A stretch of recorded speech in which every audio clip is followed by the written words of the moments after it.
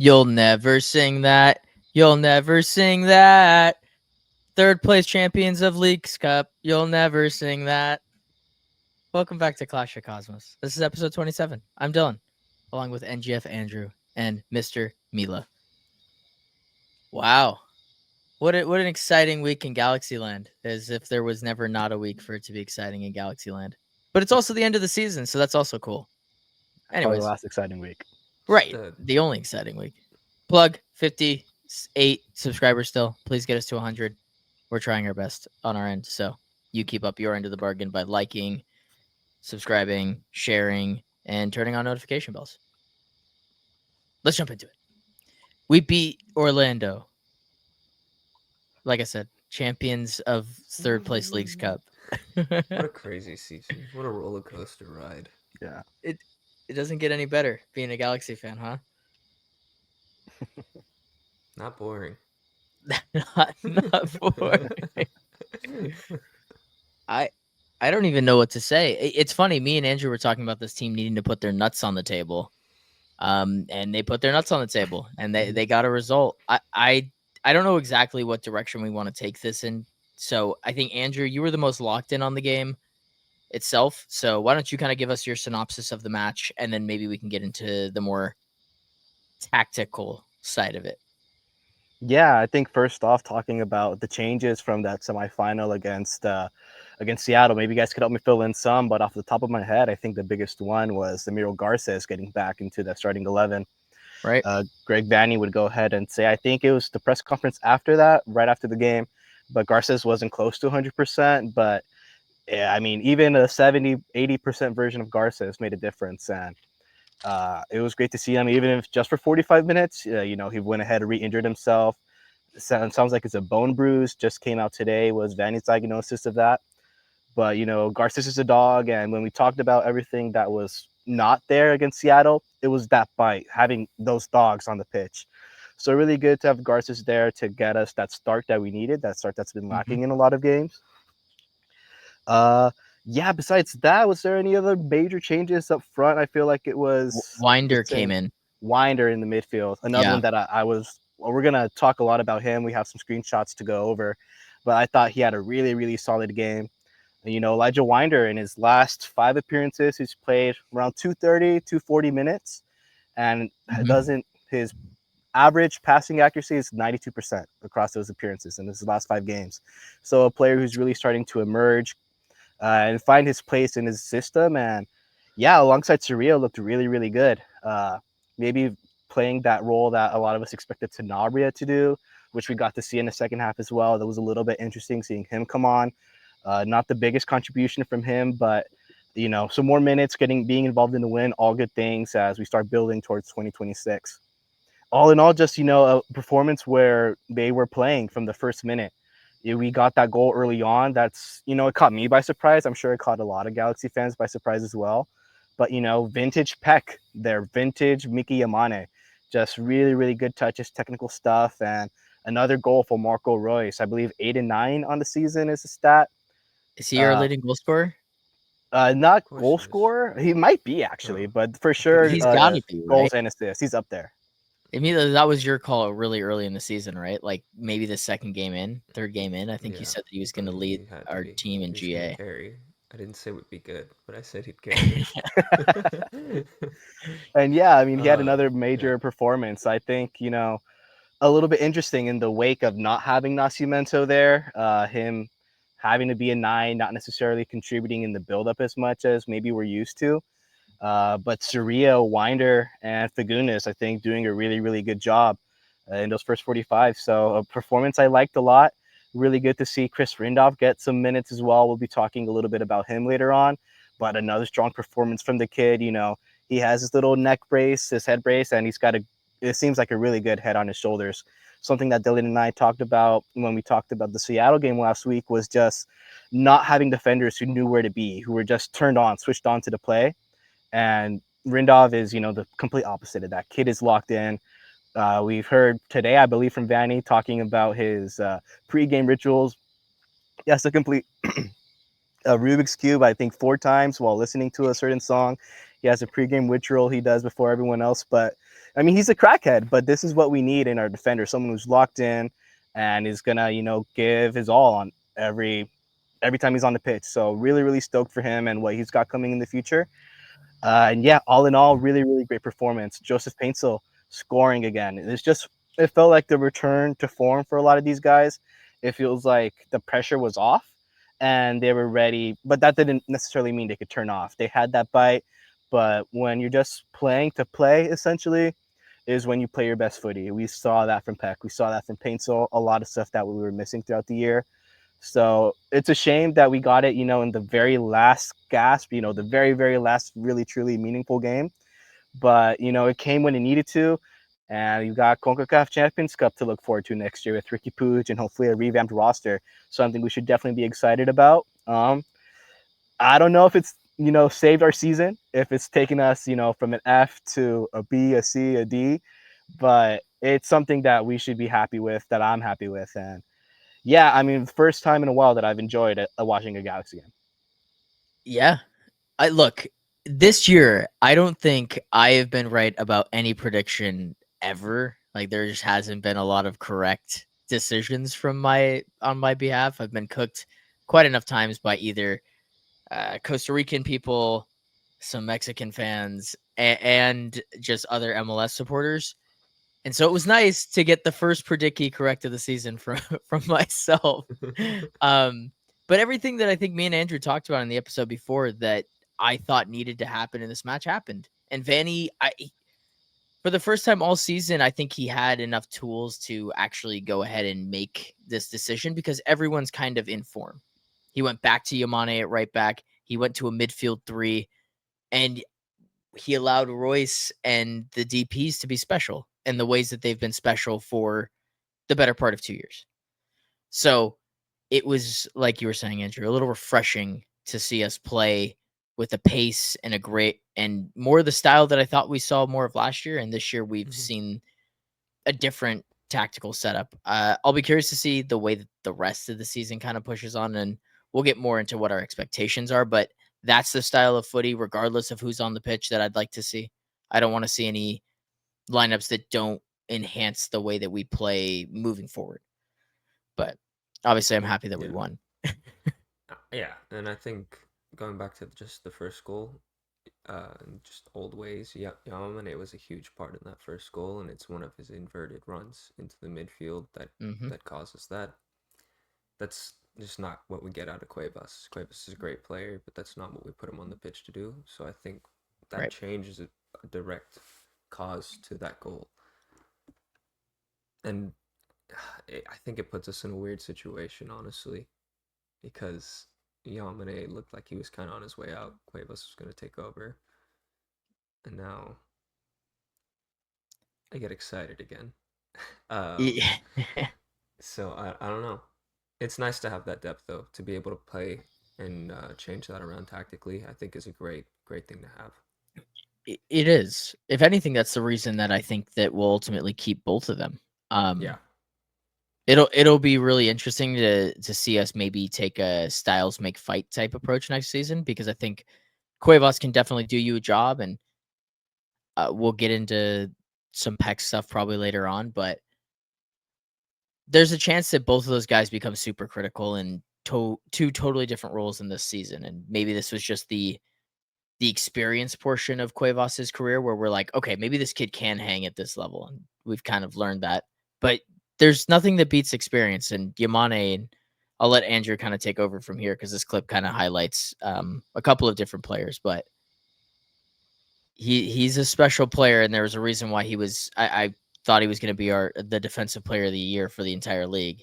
It didn't really work out that way, but he's special. For our team, I feel like he still has an argument. I feel like a lot of people read maybe too heavily into his recent maybe dip in form, which I don't see too much as a dip in form, rather as not producing as many assists. And when we're talking about a right back here, right back, and that's not necessarily their primary function, especially when we're talking about someone like Imane. We think of Cuevas, I think, as that more attacking threat that you want to see him contributing all the time. Imane isn't necessarily that player, but what Dylan mentioned, he has the experience and he has the class to go ahead and do that. I think, you can even look back to the game against Colorado, 2 assists in that game to Winder and Miller, just, being that veteran presence to go ahead and let those young kids shine. And as we're going to talk about here in this goal, he's definitely a big part of it. But other players I wanted to highlight a lot that I feel like have been doing really, really well in recent games is namely Edwin Torrio and also Elijah Winder. For me, Surreal has become a leader in the midfield.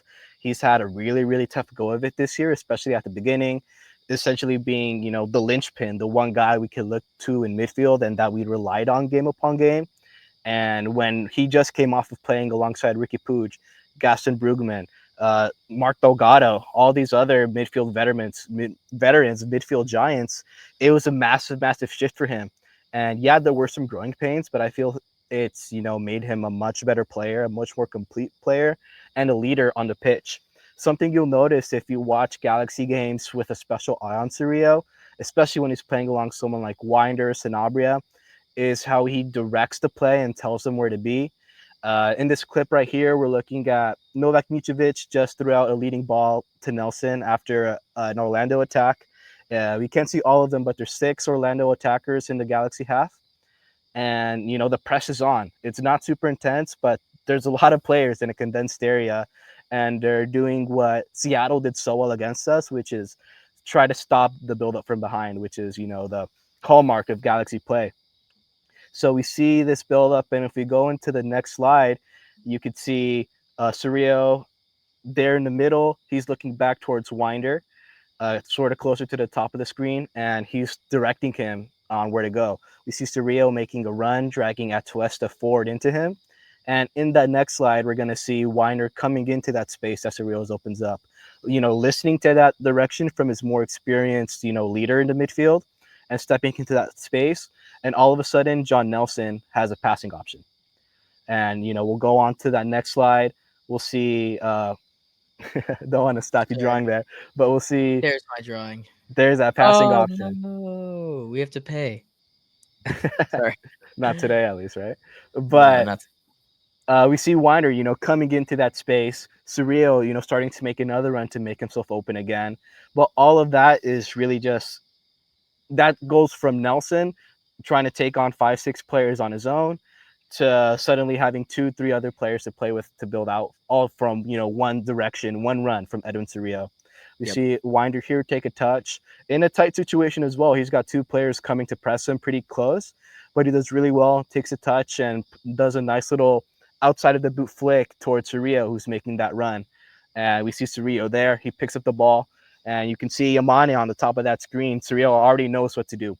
First time, laser of a pass to open up the play. And all of a sudden, the 6 Orlando players in our box are completely out of it. Again, that all comes from Edwin Surreal leading the midfield and, getting us out of a pickle. From there, we see Amane, who, as we mentioned, is really coming back into form. Takes a brilliant touch, just kills his defender, makes that pass out to Gabriel Peck, and the rest is history. Peck again into form. Nice little scissor, great little pass inside the box, and Marco Reus finishes it. The Galaxy score.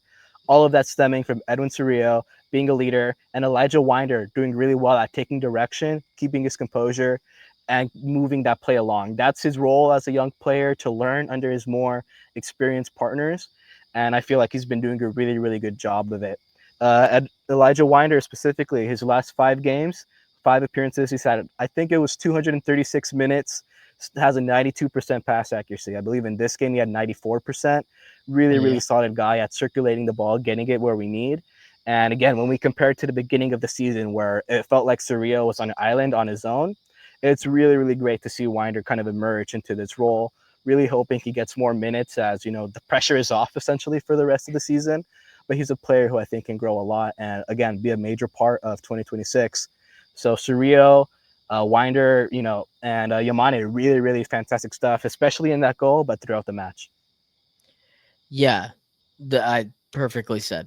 I'll touch on a couple of extra points just about the midfield because we did talk about it in our last one quite a bit, and the difference between a 2 and a 3. You kind of put it perfectly. Like, it gives you extra options when you need to pass out. I'll highlight Fagundes here because he's the most important player to me in this whole run. It's all the space that he creates because everyone gets dragged over, right? You've got Freeman focusing on him. Everyone's being pinched to one side. And then if you look at this, where is it? This clip, haha. When Fagundes gets pushed all the way up here, you force some midfielder to have to make a decision, whether it's to stick or stay. And they choose to stick on Cerrillo, which leaves just the entire middle of the park open. Like, that's game over. When you give good players this with, quality like Cerrillo has to pick out a pass, they'll make it. They'll make the right pass. And then now you've got Garces holding a guy in. Royce has this guy. Like, it's game over. It's game over. If you give the Galaxy space like this is how they become lethal. And we've talked about it in the inverse order where it's like the Galaxy just always are on the end of these odd man rushed attacks in transition. Look at how many players we have behind their 6 here. It's like 4 dudes. Like Painsel's pretty much got a guy out here too. Like, that's awesome. This is what the entire 2025 season was about, was getting into these positions with this shape and just destroying teams. I had a bad word in mind when I was thinking about that, so I decided not to say it. Anyways, gonna move on to go into some Paintsel and just overall DP play talk here because it's super important. I talked about it. I said that this guy is just the lifeblood of this team when he wants to be. And every time he steps on the field, he just shows his grit and his fight and his spirit. I think, Mila, you said it when he first came back after his injury, but you were like, it's a stark difference between when Paintsel plays and any other player in that position is playing, because he just Definitely is the lifeblood. I mean, he just loves this game, I think. And He he does. also loves the club, and he's got fucking ego in a good way. Mm-hmm. And he's gonna fight to defend. So I think we need a little more of that from some of our guys. Sanka could use that a little bit. Fuck yeah, he could. Well, this is probably that's probably the last game he'll play. Was the one prior. That Seattle game is the last game he'll probably end up playing. I'm glad you But brought that up, though. I'll talk about that after you talk about this. yeah, look, I mean, this is just a really good counter press here. We lose the ball, and then there's 4 guys surrounding one of their midfielders. We win it off, and Joseph Paintsel he's the best. I have just a just a ridiculous soft spot for him. I think he's just the biggest game of players. Like, the final he scores in this game when we needed a goal, when it looked like everything was going to go wrong, because for a little bit there it looked like everything was about to go wrong. He just puts the team on his back.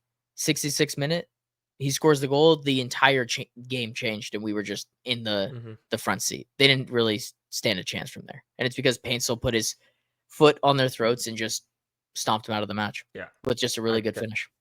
Definitely, I think that moment was huge because honestly, we were on the back foot. We were looking like a goal was about to come for them, and that put them in the lead. And knowing this season, we would have never recovered from that. I think we definitely got super lucky considering they hit the post like 3 times.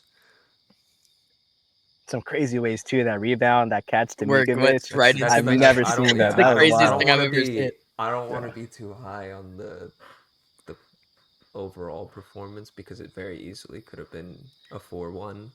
Yeah, that's fair. On the other day, it was just our day. We were just lucky because at the other end, Paintsel doesn't even take a touch. He turns and lines up a shot, and it just powers in the corner. Like you said, it was just a great moment. And not only that, the heart thing that you brought up, I think our biggest problem when it came to those half chances that they were getting, those close chances, was our box presence. And the one person that I saw had the best box presence in the game was Paintsel on the one play where he ran back and basically makes the shot difficult for the guy where he can't get a good shot off. We need more of that, and it needs to come from the defenders and not from our DP forward. But it's a good reference point for the other players on the team, I think, to have someone like that, especially if it's a forward, showing you how to do your job.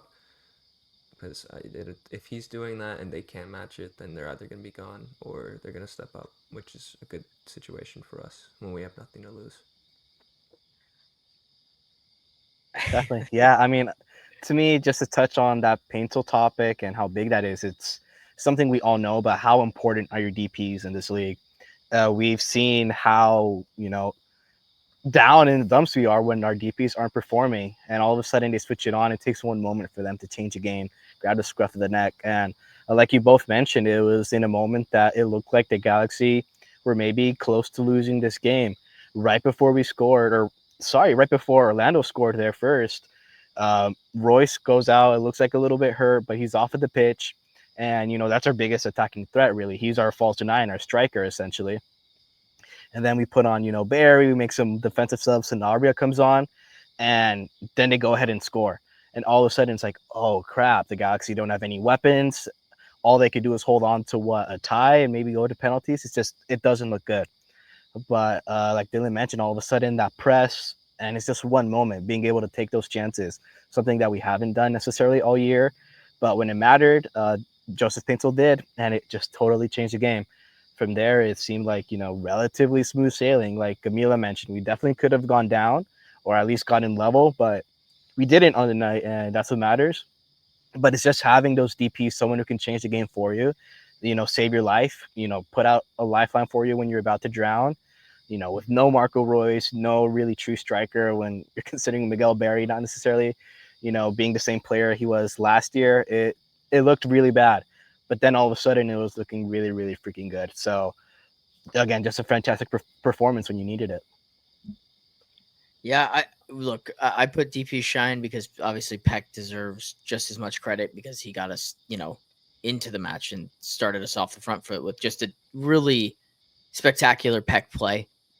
Something that we've come accustomed to as watching Gabriel Peck. And it's the reason why a team like Leon was asking for his number. You know what I mean? Like, he's a really talented player, and I'm going to stick on the idea of him potentially leaving because I think it's happening. Whether we like it or not, I think Gabriel Peck is one of the most talented young players in this league, and he's proven that over the course of 2 years, but he's just a special transition talent. When you get him one-on-one, he's got the Brazilian flair. Like we talked about, this wasn't his, perfect outcome. It wasn't what he wanted to do coming straight out of Brazil, but he's now made it a way of him getting to Europe.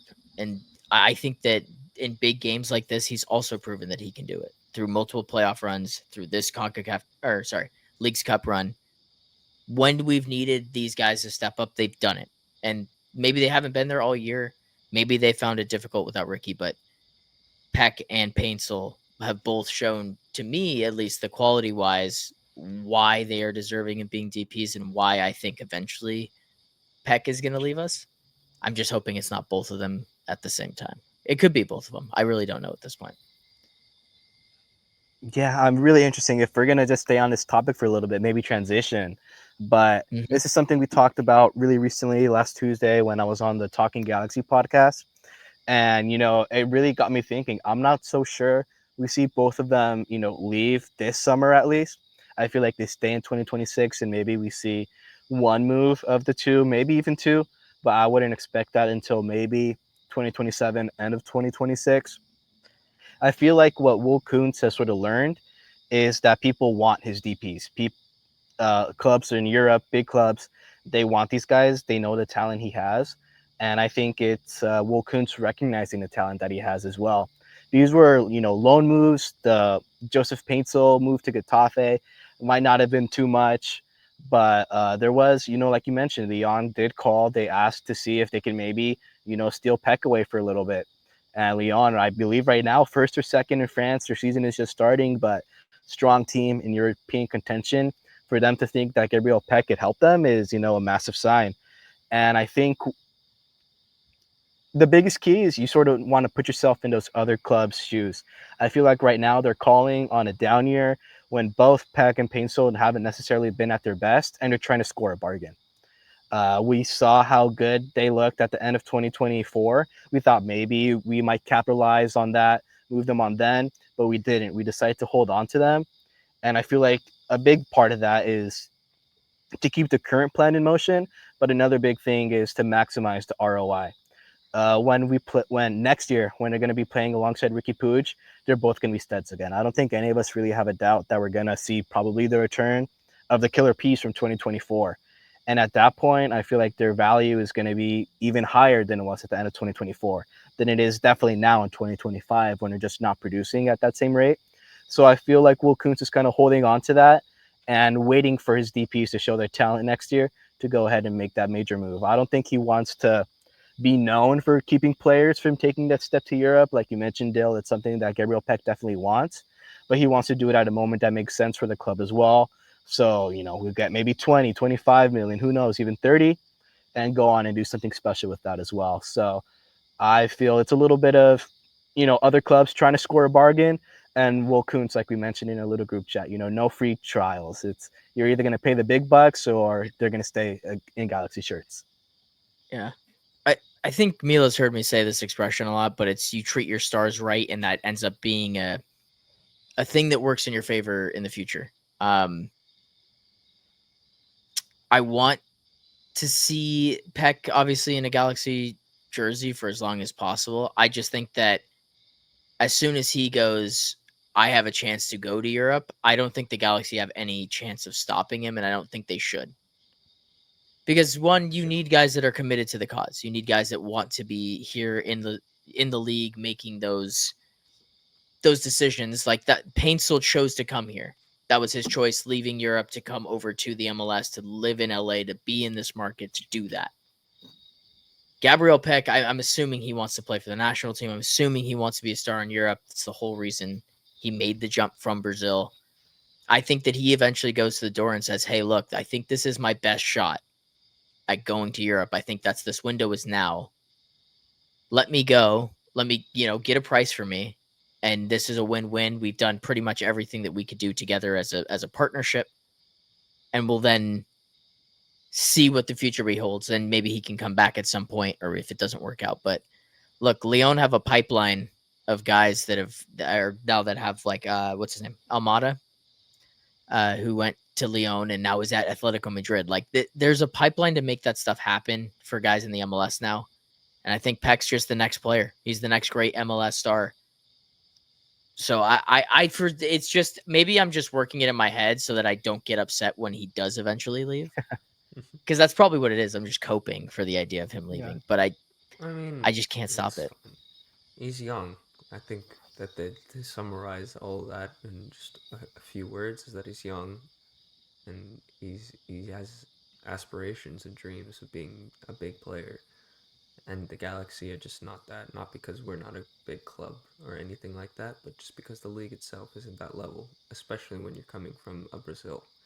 You're not going to make the national team in the MLS when there's guys playing at the top level. So I think if that is his goal, I think what you're saying makes sense. He has to go do that stuff. And going back to what Andrew said, we need to get the best price out of that. It does need to be somewhere in the middle where, yes, you can go, but only if we deem the price worthy. And if people aren't offering that, then you'll have to stay, because it's at the end of the day, it's a business. And he's one of our assets. We can't just sell cheap on our assets, because then we're fucked. We're going to have to, we'll be fine after him. That's like, as good as he is, I'm not worried about him leaving, because that just means we have a DP spot. And the more money we get from him, the more we can play around and see what we can do in the market. So I think it's cool. Yeah. I don't think he's not leaving anytime soon. It's just really a matter of when, it's not if it's going to happen. Like Mila mentioned, he's a young player. These offers, these calls are going to keep on coming. I don't think this is the last time we're going to hear of Gabriel Peck getting interest from a European club. It's going to happen.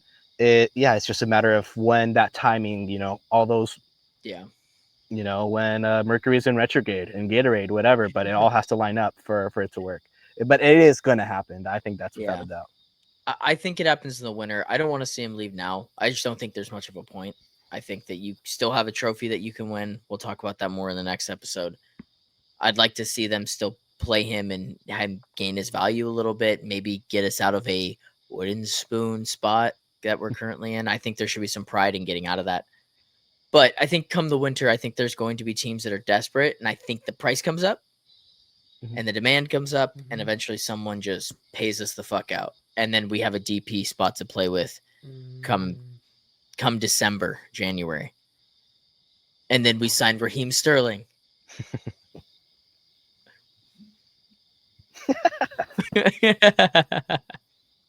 Anyways, that's a good. Let's talk about winners. Sorry, not Raheem Sterling. I already know This is what it mine. was. This is what it was all for. This is what this whole Yeah, League's this is Cup what it was run. all for. This is what it was all for. We got to go Mila, into you're that with a good team. yeah. What are your thoughts on I guess this season and the way that is panned out with us somehow getting this spot? I don't know how we got here. I mean, to be frank with you, like we did what we needed to do to get there, and we did talk about it. It's kind of weird that there were so many opportunities to get a spot in this tournament. I'm not gonna complain that we won a third place match and qualified for Champions Cup. Like it's weird, but fuck it. Yeah, we did it, and in in a season when we're down in the depths and really fighting it out in the trenches every game in the league, it was nice that they could pull it together to even just get to the semifinals and get to that moment to play the Sounders. Like, yes, we didn't rise to the occasion then, but we have not been good this season. No one probably thought we would get to that point. So I'll take it. And it's something to look forward to next season. Even if we have the worst season this season, after this, we have aspirations for next season and something to build for. So I think it's good. Yeah. I think good teams, when they're at their lowest, come away with stuff. They come away with trophies. They come away with playing at the highest level. And this team, in the worst of the worst, it's statistically the worst season. I don't think anyone could have imagined us being this bad the season after winning a cup. And if you compare it to, I'm going to use our neighbors. I'm going to use our rivals. Like LAFC are not in a spot right now for a Concacaf Champions Cups. I don't think. They're there. And I think for them to get one, they'd have to win the whole fucking the whole tournament. They'd have to win the league, and that's not looking likely. So, in our worst ever season, where we're probably going to be wooden spoon winners, we're going to be playing in the CONCACAF Champions Cup, and like teams like this and like a team like Vancouver are not. That's fucking awesome. There's no other way of putting that. That's awesome. It's awesome and it's not awesome because you know It's awesome for if it was the other way around, we'd be we'd be pissed. Yeah, but that's not the agenda. The agenda right now is we're the fucking best always. Yeah, no, And you think, I mean, they had a chance to go further in League's Cup, but they didn't. They lost their games. I'd love to. We're gonna have to spend podcasts doing other stuff than talking about this Galaxy team. There's not gonna be enough to talk about. LAFC this season is one that I'd like to dive into a little deeper because I think their coach just gave up on them, and they kept him in his job for the rest of the season. And they have Sun too. They're also just one of those teams that just constantly has shit going on all the time. As much as I hate them, they just constantly have stuff going on. They're always in the news. They're always doing something stupid or great. It's never in between. But yeah, this is great. I'm so happy. This is what we put our balls on the table for one tournament, made it out. And now we get to play in an awesome tournament, which the whole time we were thinking, like, imagine if we had Ricky in this. Oh my God. So now we actually get to be like, we have Ricky in this potentially, which is great. Andrew, you said it. There's no team on planet Earth when Ricky Pucher's playing in it that I don't think we can beat or that we're the best team on the entire continent. Now we get to prove that. We get to prove that next season. And we also have a Marco Royce that's seemingly fit and informed to add to that recipe. So exciting times on the horizon. Absolutely.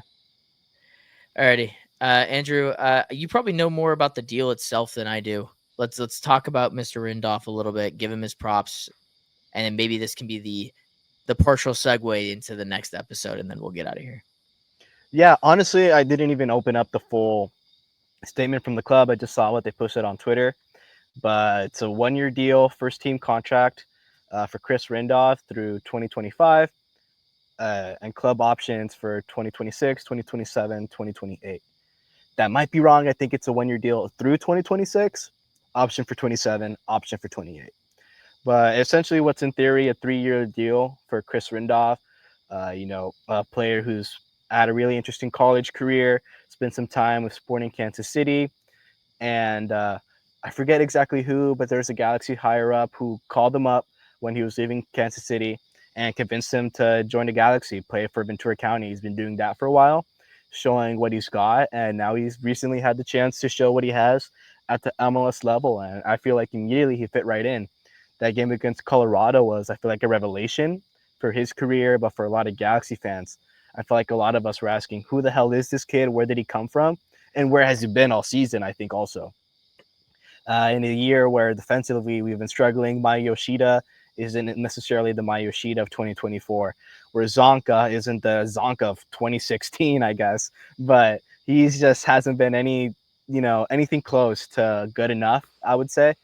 And we have, Zavaleta just not playing, getting a couple of minutes every now and then when he feels like it, I guess. But we've been essentially begging, dying for someone to really step in, to maybe partner with Emilio Garces, who seems like he's always injured or getting hurt. We've talked about it, but it feels like every game there's a shot of him on the floor rolling around with some painful injury, and it seems he just walks up and walks away from it. Who knows how injured or how healthy even he's been? I don't think that game against Orlando, where he played maybe 70, 80%, is the first time that he's played not totally healthy. He seems like the type of guy who's going to go out there. And again, when we talk about the other options we've had, we've needed him to come out there. Now we have Chris Rindoff for potentially 3 years. It looks like a really, really solid kid. We talked about it earlier. I don't know if we mentioned it on the pod already, but a guy who does Rubik's Cubes to get locked in, a guy who has this pregame ritual that, only he knows. But it just shows how seriously he takes everything. Even his neck brace, not willing to risk his head. He's a guy who has a beautiful, beautiful head on his shoulder and, is just a unit of a man as well. A really, really nice physical presence to have in that back line. And I feel like as he gets more experience, learns those little positioning things, maybe spend some time learning under Maya Yoshida, all of that, it's only going to make him better. I'm super high on him. Super, super stoked for the young kids in general this year. It's been a really awful, just a shit year. But one of the silver linings is that it's provided plenty of opportunities for your Isaiah Parentes, your Harbor Millers, your Elijah Winders to go out and show who they are. And I feel like a lot of them has taken those chances by the scruff of the neck. And hopefully it's, the beginning of some change. We start seeing them take more and more places in this first team.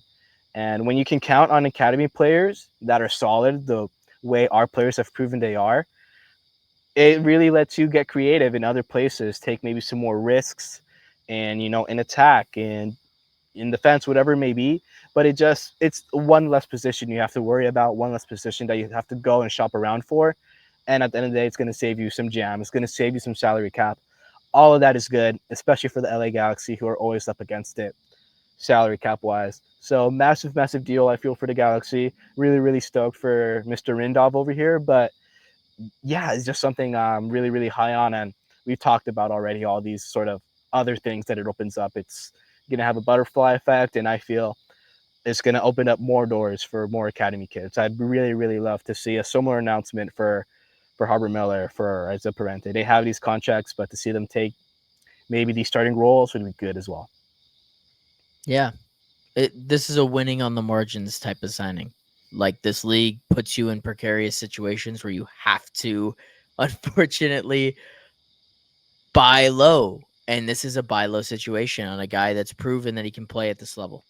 Whether we know the ceiling and the floor of that, we don't know that yet. But I do know that he can go out there and put in a shift. Apparently, Zavaleta continues to make money for this team, and I haven't seen him really put in a shift in 2 years, 3 years. I love the locker room guy. I'm all about a locker room guy. I love my Dudleys of the world. Don't get me wrong, but like in this league in particular, you just don't have room for that. Like, I look at that Seattle side that beat the shit out of us, and I go, dude, their freaking fifth bench center back is better than our second choice center back.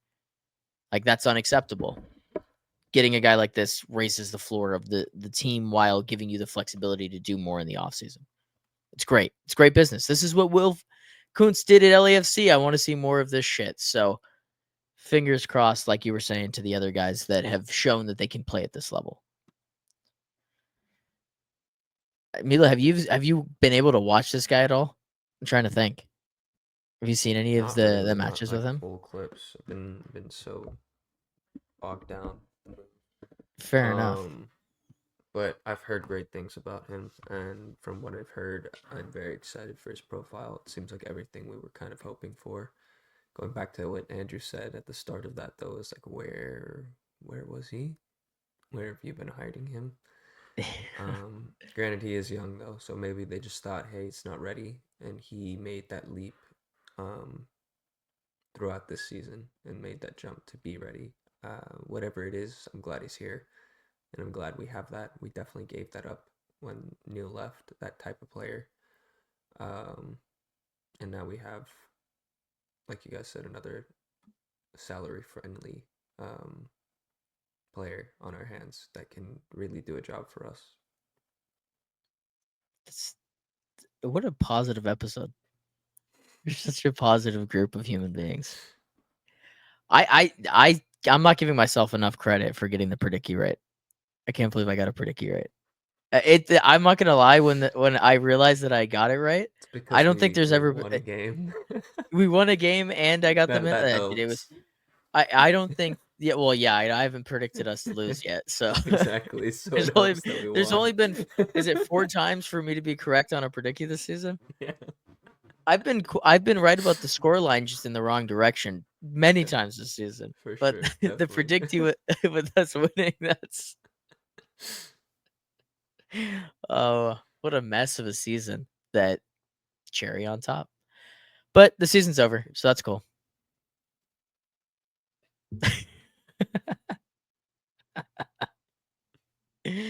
What I there's no better way of describing this season in one episode, so we'll save our future thoughts on what 25 and 26 will look like for next week when Dari's on.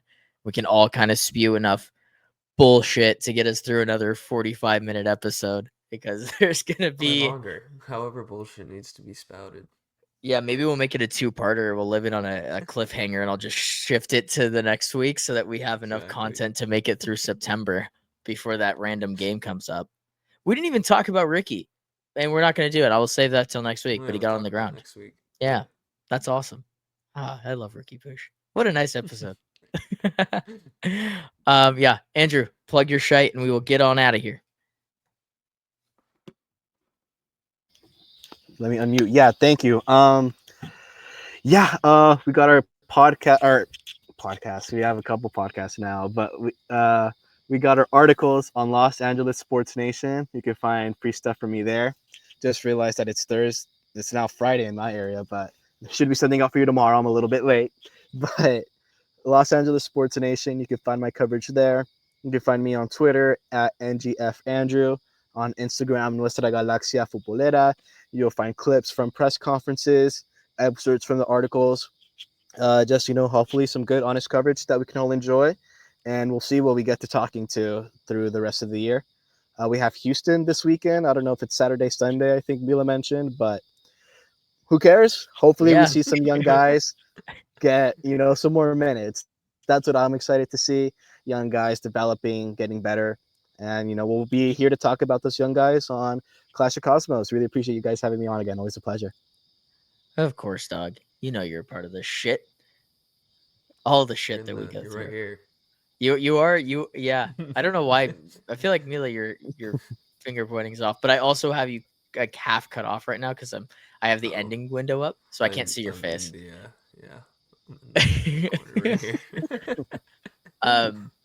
Yeah, no, look, up and up with a terrible season. Glad that we've been able to go through this slug together.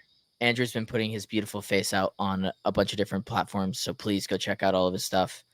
Like I said in the beginning of the video, follow us on everything. Once we hit 100 subscribers, there's no stopping us from getting to 35 episodes. Can't wait. Yeah. But anyways, from myself, Mr. NGF Andrew, and Mr. Mila, we have been Clash of Cosmos. This has been episode 27, and we will see you guys in the next one. LA are the champions. They're going to go alone. Still back. What a goal. It's 6. They just cannot stop scoring. The volley from Vanney. Yes. San Jose carved open with a world-class pass from Ricky Pooch. Glittering Galaxy, and Landon Donovan is the match winner.